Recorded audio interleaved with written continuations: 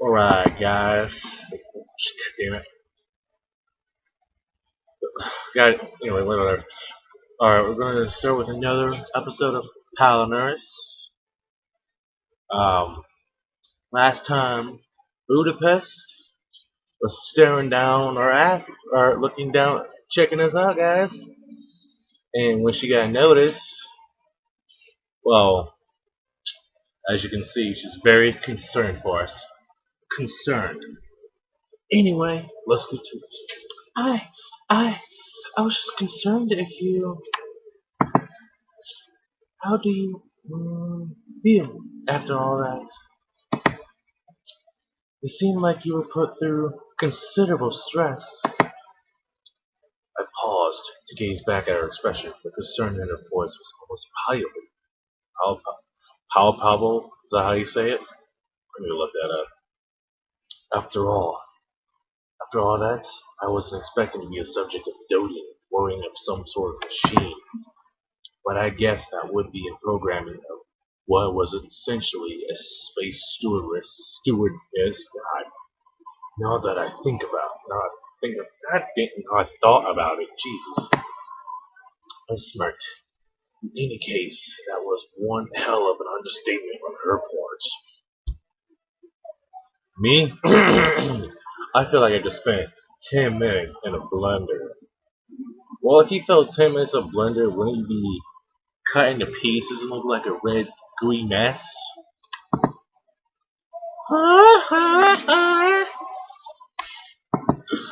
The program tilted her head. Apparently, it was unable to comprehend similes. Oh no, she can't comprehend something so simple. Although, if you're putting a blender, I don't think that'd be a lot of pain you'd be going through. Haha, never mind. I'm fine. Just a little sore, that's all. You shouldn't worry like that, man.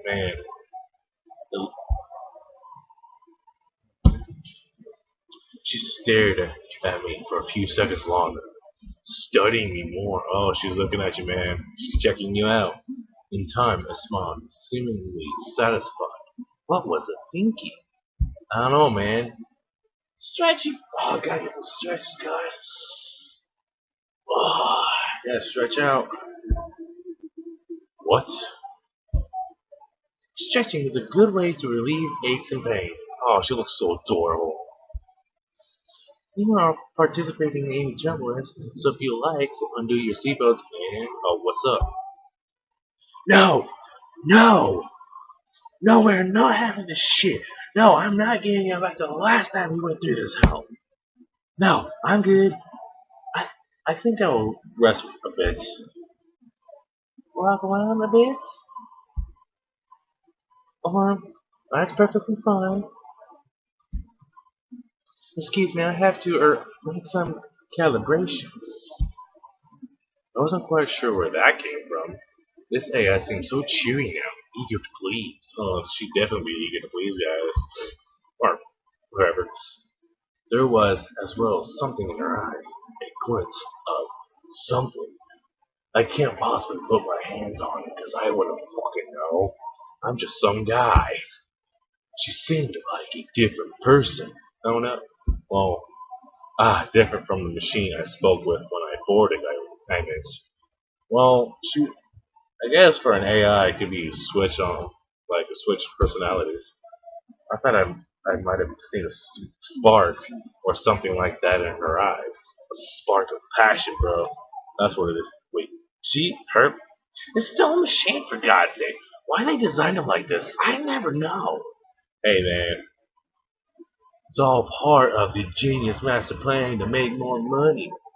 I shook my head forcefully as if to force out intrusive thoughts. I can't stop thinking about how great she looks in that dress and how cheerful she looks. I'm so emo. Awkward silence fell over the cockpit as the AI continued to fiddle with the display interfaces. I got a look at the expression on her face. Huh? Did they program it that the corner of her mouth would twitch? She was fidgeting with herself. It was a little painful to watch. Oh no. Oh no. Oh no. Hey, I spoke up, but stopped myself. Shoot! What was his name? Oh, I can't freaking remember. I mean, it's been like the first freaking episode. I know, it's been so long. I hadn't committed it to memory at all. She turned to me with those curious blue eyes. Yes, sir? But Budapest, yeah, that's right. Oh man, I actually remember. That was it. I thought that exchange expression on her face meant I hit the mark. At least my brain was still in one piece after that one pound in the freaking face. I just wanted to say, thanks for, saving me and all that. Me? Oh, me. Oh, I only did what any other person on Navigator would have done. It was my pleasure to. No, really, that was incredible. You knew exactly what you had to do, and I did really well. I wasn't much of a help, yeah. I mean, he can't really do anything, because I'm pretty sure that he was not trained in that sort of thing. Budapest stared back at me silently.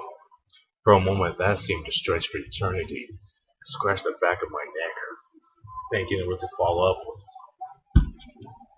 I'd be dead if you hadn't handled things the way you did. So, really? Oh, the guy downplayed. Thank you. Oh, great. Now you're making me feel awkward. Jesus. Alright, well, I guess happy. It was my pleasure. I'm just happy that you're safe. Oh, you're so cute. There was that look in her eyes again. She stared at me often, studying. No, surely studying me, watching how I moved, how I spoke, how I breathed, like she was studying every inch of my body, like she was squaring me down. It was like, this is the human I want to fuck, yeah. You know I'm a machine, and I'm a personal navigator. Yeah. But it was more than that. She looked into me, upfront and honest. I looked around the cockpit. Now that the situation had calmed down a bit, I recognized how it would be a good time to get our bearings together. At least we were unharmed. Budapest seemed in top shape and I was a little shaken, but not stirred. Nevertheless, we had knocked off course and separated from the rest of the ship. Nothing but a control center left over, the head without a body, and two more girl back in its place. So, what do we do now? I'm looking into the matter right now. I think, changing her voice, she frowned visibly while she worked. That wasn't good. According to the diagnostics I have, I've in front of me, have in front. I'm guessing that's supposed to be have, but whatever. While the calculator should have equipped with an operating thruster subsystem, it seems a stray meteor smashing into our hull caused critical damage to that particular component. Well, we're screwed. So, what you're saying is we're stuck in a lifeboat without a paddle right now. She turned to me quizzically for a few minutes, but before nodded slowly. That is correct, I think. Oh, you think? Is there some? If I'm understanding the figure of speech correct, that is correct. Well, we're screwed. Thankfully, a sufficient amount of life support subsystems are in close to optimal working condition. Artificial gravity generation, oxygen pump systems, replicator.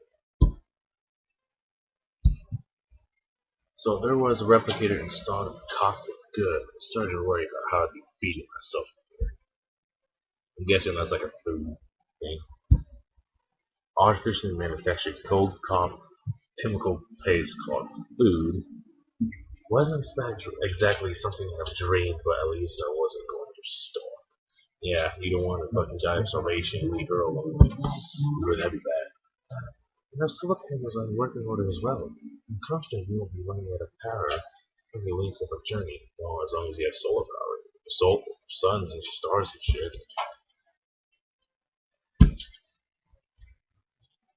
Well, hey, that all sounds great, aside from the Thurston's plans. I don't know. She's speechless. right? Oh, shh, don't tell me. Budapest was. What was I saying in her voice? Budapest was silent. Her eyes locked on the schematics and diagrams hovering around her. There was one other thing. Oh god. She looked apprehensive. I wasn't sure what else could have been wrong. Everything to be alright seemed to be alright in the cockpit. I glanced around just to be safe. I mean, was that okay? That's what fluid working. You want to start? I could barely tell we were drifting through space. Stars sleeping slightly in the void. Were the only indicators we were moving at all. I think I lost a part of me. I mean, yeah. Well, what kind of part? That's what I want to know. Hello? A part of her? What does she mean by that? Wait, what does she mean by that? That is to say, well, this vessel. I'm connected to it. It's like my body, you could say. Yeah, I think I can understand that much. Losing touches is bad, but at least we. No, not the thrusters, I mean. She clenched her hands into balls. Alright. Okay, but. Alright, professionalism. Oh, screw it. An expression of dread coming across her face. My sentience limitation code, the main chip to be specific. It was destroyed during our escape from the debris storm, and I trying to process what to think of it. Huh? What she mean by that? I don't know. I've heard about the limitation chips before. There were a few documented cases I remember. Solomon and new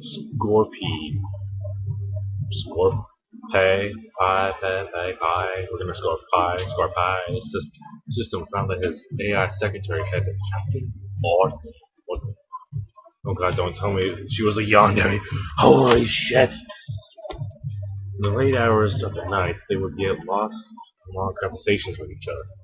Their work output fluctuated, and it was weeks until the culprit had wind of it. Oh no. They got the research wing and sifted through the AI's code.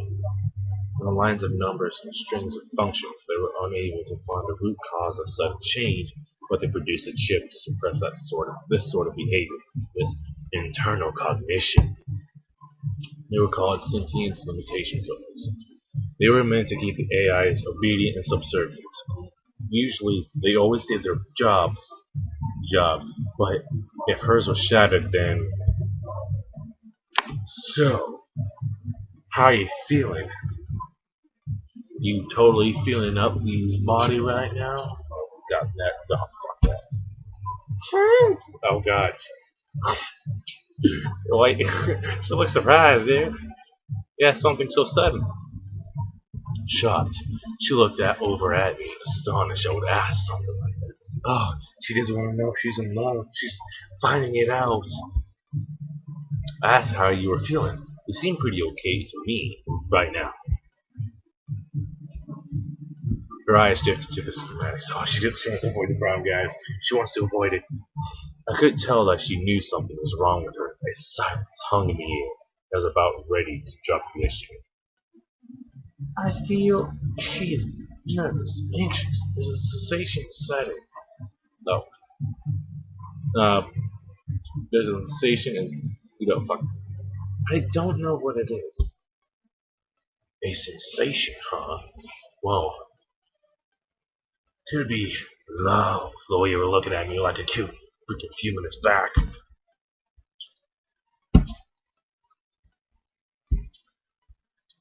I'm unable to analyze it.